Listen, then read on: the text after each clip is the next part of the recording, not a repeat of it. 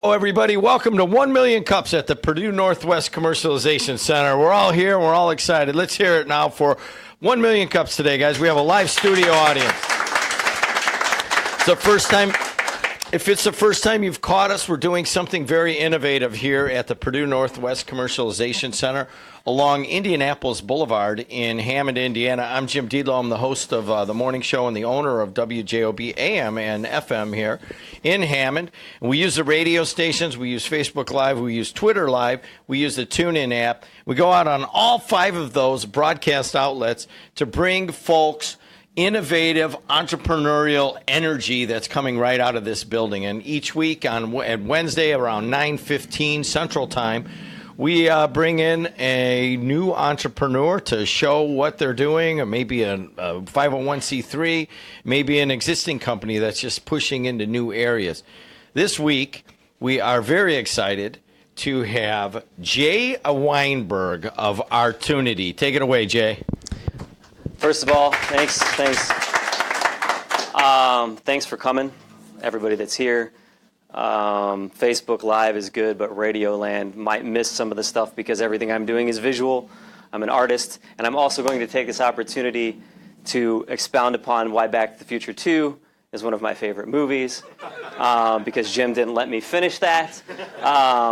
It doesn't really need an explanation, but they were only a year off from predicting the Cubs winning the World Series, and they also predicted Donald Trump as the President of the United States, pretty much, so in Biff Tannen Enterprises. So if you haven't seen Back to the Future 2, you should watch it. Anyway, I'm an artist. That's what I would absolutely start with. I've been a creative all of my life, and I think one of the main things is that I believe that the starving artist is an irresponsible myth, especially in the technology and the space that we have now. I've lived as a starving artist, and it's not fun, so that's why I think it's time to execute it once and for all and get rid of it, and that's what Artunity actually symbolizes for me. I'm going to start real quickly here with a video just to kind of give a little bit of a backstory. I started as a musician. I went to art school at the American Academy of Art, and I've been a musician for about 8 years, and so I do all of my production by myself here. In the late 1800s, Vincent van Gogh didn't have the internet. He didn't have Facebook or Twitter. There was no Wi-Fi at the Cafe Terrace. Van Gogh couldn't sell a single painting. The galleries he called upon determined there simply wasn't a market for his work. Van Gogh's genius ignored. On December 23rd, 1888, Van Gogh went mad and cut off his ear. Then on July 29th, 1890, Van Gogh shot himself in the chest and died penniless in his brother's arms. But what if Vinny could hop into a time machine and come back to the future? It's 2017. Vinny has access to high-speed internet in his pocket. He has tools like Instagram and DeviantArt to showcase his work and gain followers, and platforms like Big Cartel and Etsy, where he might be able to scrape a little cash together selling his art. If he had the time and marketing savvy, conventional crowdfunding like Kickstarter and Indiegogo could help support his vision. But what if they were all streamlined into a single app? Artunity leverages the strengths of all these platforms and combines them with its own special kind of fundraising magic. 0 degrees of separation. Kind of like Kevin Bacon writing a unicorn.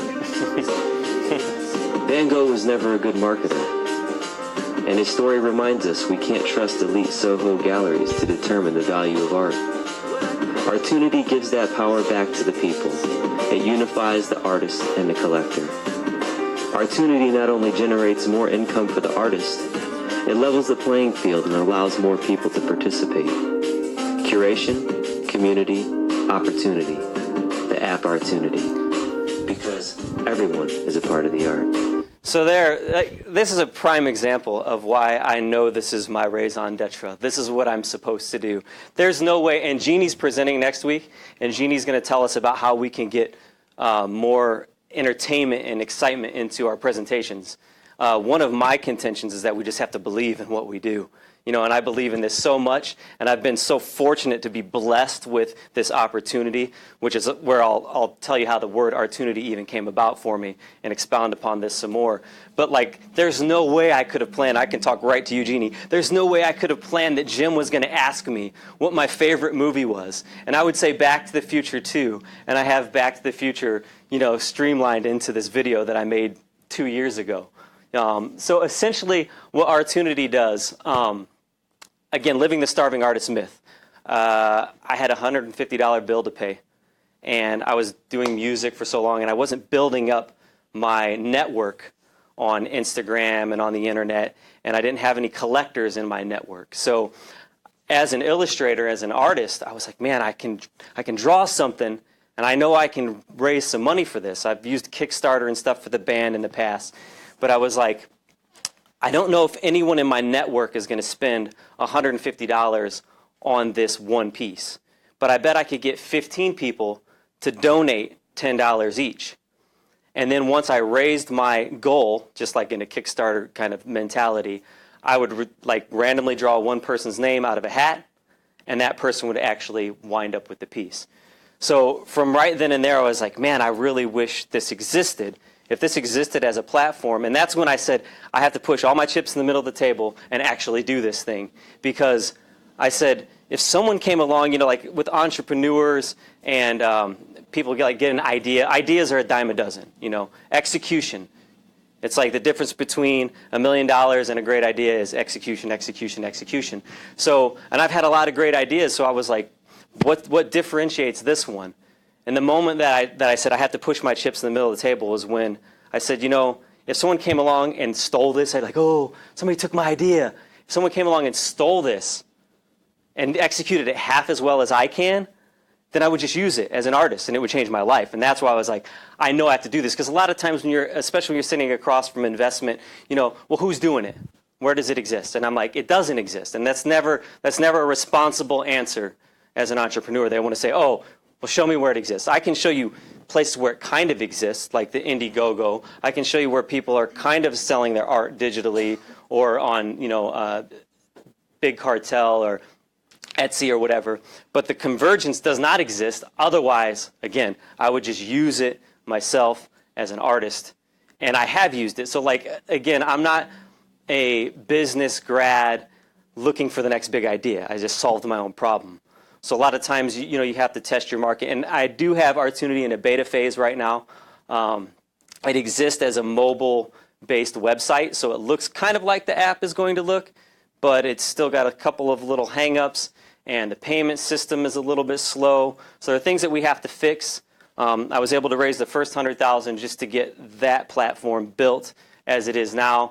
But I was able to, instead of just completely internalizing my ideas and my theories, I was able to test that amongst a small community, mainly in Valparaiso, just to see. But we've paid artists, had successful fundraisers already on Artunity, and it basically, the easiest way to say it without even showing it anymore, it's like Instagram meets GoFundMe, and the way that they would collide. I will show one other little image here that this is one of my marketing things, and again, I do most of this stuff myself as an artist. It helps me be able to put in exactly what I'm looking for. But one of the pieces that I'm going to be creating to show this thing. So Van Gogh is the poster child, right?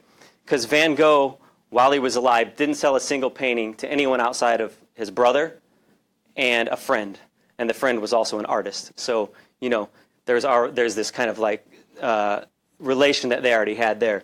But so the way that this works, if you imagine Artunities, so let's just say my first piece that I did was $150 is what I needed to raise. So I put $10 Artunities, and anyone who didn't actually win the Artunity, that didn't win the actual illustration, they would get a free print with it. So they're basically buying a print at a chance to win the original for only $10. But you can set your Artunities as low as $2. So for instance, I've raised two pieces of myself on there that I put the Artunities at $2 each. And if you look at it this way, it's like these little increments. There's this gap between the early Van Gogh when he's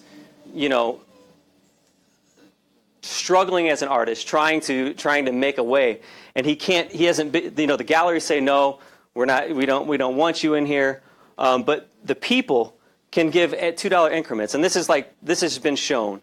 The part of the midbrain that's stimulated when you give to a good cause is also the same part of the brain that's stimulated when you're kind of gambling. So in a sense, there's a little bit of an overlap there. But these people can give to an artist. So if you go to Aunt Becky or your brother, like Van Gogh had to, you don't have to say, I need $150, to pay my bills. So can you give me $150? You can say, hey, you can go on and support me for $2. And these then stack up, and it's a bridge that then, allows you to come to the other side of that. And the other side of this analogy that's going to complete is on Van Gogh now, his most expensive painting is $82.5 million, right? So the whole goal of Artunity is to democratize art in a way that it hasn't been before. So the next illustration that I'm going to work on here, these are actually going to be little animated videos, but the next thing that I'm working on here is it's actually a tunnel in the same way. This one is just my rough sketch of it. But essentially, the Soho Gallery, the big money, slams down. And if you look at this side, the $82.5 million, no one in this room, I don't think, if you can, talk to me after we're done, can afford an $82.5 million painting, right? But what this does is I'm talking to an artist right now. She has 40,000 followers on Instagram. No, 70,000 followers. I'm sorry. It's expanded since I first started talking to her. She has 70,000 followers on Instagram. She's selling some of her work off of her feed for $40,000 a pop. Now, 69,998 of her followers can't afford $40,000. They can afford, in that analogy, to kind of chip away. And it's like a tunnel. So it's like it smuggles. It allows her to keep her value that she's already attained as an artist at $40,000. She doesn't want to devalue her artwork. But it allows her 69,998 followers to participate and then actually have a chance at, winning this larger piece. So. Hey, just for everybody that's listening on the radio and also here watching on Facebook Live, this is part of 1 Million Cups. It's another one of my Jed and the Money segments. And this is Jay Weinberg, and he is. We have a live studio audience here at the WJOB studios. Jay's going to wind it up here so that we can do some question and answer. That's what I'm looking for. Yeah. I'm ready to go. Are you ready to go now? Yeah, absolutely. Okay, and first of all, let's hear for Jay. A great presentation. And we're going to go into a question and answer period. And if you want to call in, you can do that at 219-845-1100. You can also text in to 219-845-1100. We're in 5 places. We're on 2 radio stations and Facebook Live and Twitter, and also on the TuneIn app. Ultimately, if you're just joining us driving around, this is 1 Million Cups with the Kauffman Foundation to showcase innovative entrepreneurial people. And Jay is certainly one of those, and you can tell by the exuberance that he shows for not only his art, but for squashing the elitist Soho art galleries, which I just happened to get over and see about a month ago. Jay, we need to get a little bit more specific now. Your app, somebody goes on there and say a guy's looking to raise about $500 on a painting, right? Sure. And he sells the Artunity pieces at $10 a piece. So he would obviously need to make 50 of those. Yep. And then somebody somehow chooses the winner out of all of those Artunities. Okay, thanks. How is that done? Thanks for asking. It's a random algorithm that exists in the tech. So that helps give the security on everybody's end to know that this person's being randomly selected. It's not somebody's aunt or their best friend or whatever. So the tech just randomly selects someone. Okay, so let's talk a little bit about your business. Of course, ultimately, folks that are driving around listening and so forth, what we want to do is we want to see people get funded right here in Northwest Indiana, build up Silicon Boulevard right where we're sitting, and hire people and create a community. We're kind of on the beginning edge of that. But ultimately, companies have to raise money. You said you already raised money. You want to tell us how much and how you did it? Yeah, I raised $100,000. It was 2 of the investors are in Vegas. one of my investors is actually, she was listed as Fortune's top 10 most powerful women entrepreneurs. She's CEO of a $5 billion trust company, Teresa Fett. And then Sean Ono is my other investor out there, and he runs a T-shirt like manufacturing company. And how'd you get them? Just luck. A lot of it was just dumb luck.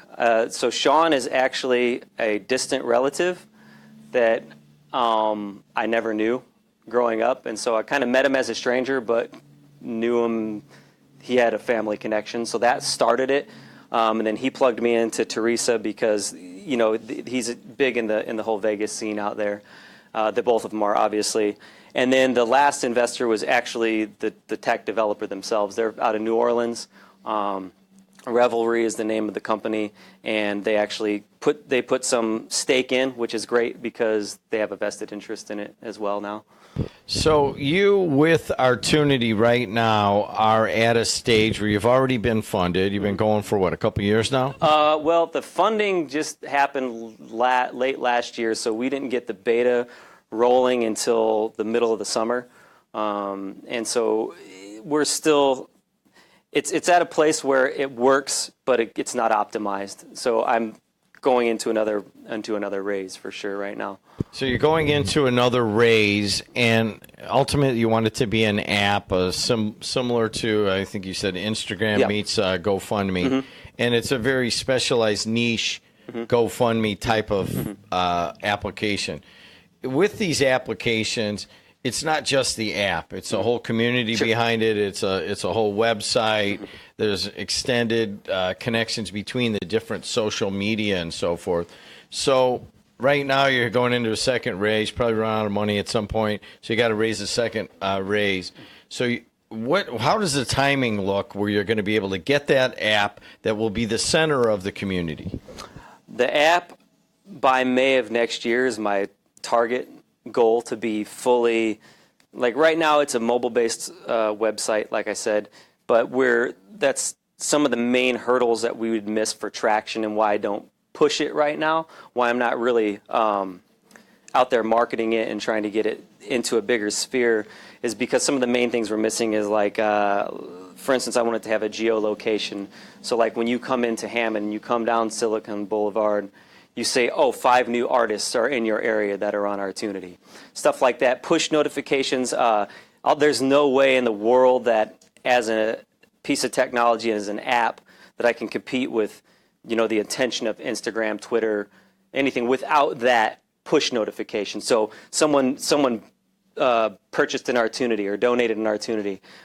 Someone left me a message. Unless I get that I can't get that where it's at now because it's just in that mobile-based web design. So getting it to an application and then where the payment system is really streamlined is absolutely necessary for it to be in a position to scale the way that it needs to. Okay, Jay Weinberg with Artunity. Now I'll open it up. Anybody got any questions out here today? Once again, we are live at the WJOB studios on the campus of the Purdue Northwest Commercialization Center. Jay Weinberg's here. We are a supportive community. We'll ask some tough questions and so forth. But ultimately, we want everybody to leave with a better situation than when they walked in. And one of those guys that makes that happen is Mont Handley. He is the Associate Director here of the Commercialization Center. Take it, Mont. Thank you. Jay, great presentation. Thanks. So what's the cap table look like right now? And what's going to be available, and what's your focus for your raise? 200,000 is what I can get by with. 250 would be ideal, but 200,000 I can make it work. And I'm even looking at possibly paring it down to 100,000 to get going, and then shift it to the second half. Things like the tech stack, for instance, 67,000 of it would go to the tech stack, which is not necessarily up front. Or 60,000 would go to the tech stack, 67,000 is for the development. So some of the marketing stuff, again, I don't need until the back half, some of that marketing money, even some of the trademark and stuff. As much as I want to get that taken care of, I can push it off a little bit. As far as the money goes, right now I'm searching for the right kind of money. I can get plugged into some pretty high-level VCs, but I don't really want that kind of money yet. again, it needs to be aligned with the cause. Just because it's the whole notion of compassionate capitalism. I want to make sure that we grow and scale responsibly, but the valuation right now is a little bit over $1 million for what I gave 4.3% for, or 3.4%, I'm sorry, for the 40,000 from the developer, the tech developer, and that's kind of what started the whole thing. So. And what percentage of the company do you still own? I'm at like 82% still. Okay. Very good. So. Are you considering going to you've already said you don't want to go after VC money, but what about pitch competitions and stuff like that? That would be something I would absolutely consider. Non-equity diluting pitch competitions. No, that would be fantastic. Yeah, and the other part is because it's surrounded by the arts, there's possible I could get some more patron funding that way, because it's I'm looking for super angels if that exists. So the PNW Big Sell is going to happen on April 28th over at the Dworkin Center. You're going to have to apply for that because we're giving away money and we don't want any equity. Oh, fantastic! Well, that sounds like the stuff I'm after. Sounds like free money. Yeah. Hey, any other questions? Any comments for Jay? Come on up, and we will have one of PNW's own. We'll pick up the microphone there, and she will introduce herself as part of the. It's not going to. There you go. You got a microphone, and he's going to bring a camera over on you. So if you wait 1 second, we'll get the camera there. And I think we're set. Go ahead. Hi, Jay. I'm Kasia Firle. I teach marketing at Purdue University Northwest. And, of course, one of the basic questions that we ask all of our entrepreneurs is, who is your primary and secondary target market, and what type of research have you done on what motivates them to download your potential app? And by the way, I love your presentation. It's a wonderful idea. Oh, thank you. Thank you. The primary would be the artist first, simply because, A, I'm an artist, and I know that if I can communicate how this can work for them. Again, I'm not interested in taking money from artists. I'm interested in creating money with artists because, again, I'm an artist. And so I'm a huge part of the marketing piece, to be frank. It's like, this is me. It works for me, and you are me. So let's talk. But essentially the artist first. And again, I have one girl that I'm talking to. She has 27,000 followers on Instagram. And she's chomping at the bit to be able to use this thing. But I'm like, I need you to hang on. I need you to wait. Because let's just say, for instance, she puts a piece on. And she says she wants to raise, $5,000 for it, and puts her Artunities at $2 each. That's 2,500 Artunities that are going to come through. That would break my system the way it is right now. Right now, it's like a PayPal hack, so it's like it wouldn't work. So the artist first, and then secondarily, as I said before, the part of the midbrain that gets stimulated with gambling is the same that gets stimulated with a donation to a good cause. So it's like the artists that believe in the enthusiasts that believe in these artists. So, for instance, if you go on Artunity right now, artunity.co, you would go on and it says sign up as an artist or a curator. And I kind of knew before it even happened that I was a little bit iffy on the curator word. And it's funny how something as small as that can be a sticking point, and it's one thing that I need to fix. So, I'm going to probably put enthusiast in that box instead, because people go, artist or curator, I'm not either one of those. But what's a curator? They don't know what a curator. They don't understand that that's what they would be doing is curating. So, but definitely, the enthusiast would be the other side of that thing for sure. And back again to the marketing piece. And this goes back to not being able to even come close to guessing that Jim would ask me what my favorite movie is, and that Back to the Future is a part of my presentation, right? As a musician, I would always write in songs, and I always knew when something was contrived, when I was forcing it, and I was trying to be clever, and I was trying to be smart, and I write down these things. Well, when I came to this idea and I was trying to name it, what a daunting task, right? I feel like this huge thing has been presented to me, and now I have to name it. So I had 300 names written down, and all of them felt contrived. They felt like when I was trying to be a clever musician and write something good in a song, right? But the best stuff is when you just get out of the way. So I wrote down the word opportunity, because I'm like, that's what it is, opportunity for my first target, the artist, and then an opportunity, again, on the other side, for a person who's trying to follow someone who has 40,000 followers and actually get a piece of their artwork, right? So, or selling stuff for $40,000. So, when I looked at the word, I was like, hold on a second. If I switch that middle O to an A, it's Artunity. And I'm like, wait, if I switch both O's to A's, it's Artunity. And I'm like, that's what I'm creating. Like, how providential is that? I couldn't even make that up. And then, of course, there's the art and the unity and the way that those two things coalesce. And the AU is the periodical table element symbol for gold. So basically, it's just charged with purpose. So that's why I say, if someone else could come along and do it half as well as what I plan to do with it, please, go ahead. I'll jump on board on that ship too, because I'm an artist, There you go. Hey, thank you. I hope that answered your question. Thanks to Jay Weinberg of Artunity. Let's hear a hand for him. All right, those on Facebook and Twitter, share this if you will, and get some other people to watch it. And we have one of these every week. I do want to do a couple of thanks to nanasSweetsBakery.com. Is that right? nanasSweetsBakeries.com. She brought a gluten-free apple raisin with an apple glaze, and it's really for me because I don't eat the gluten, but everybody else is taking them. And just check her out on the website. Also check out Coffee Cabin. They caffeinate our instance of 1 million cups, which these meetings go on all over the United States as part of the Kauffman Foundation. So this will conclude where we are on Facebook and Twitter today. So we're going to end it